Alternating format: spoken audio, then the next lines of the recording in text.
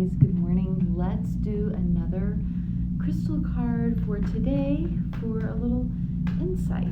What crystal to be working with and any messages we might have. I am using the crystal readings card. And let's see what message we have for today. The awakening crystal for emotional healing. So the message for us today is to work with our emotional healing and our awakening. Most of us probably don't have the awakening crystal. I know I don't.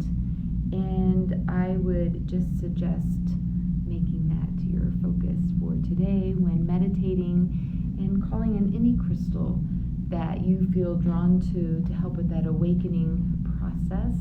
Smoky quartz today is coming to mind for me because it is a quartz-based crystal, so it will amplify your intention, but it's also very grounding so that we don't get caught up in our overactive mind and the overactive thinking, monkey brain, as some people call it.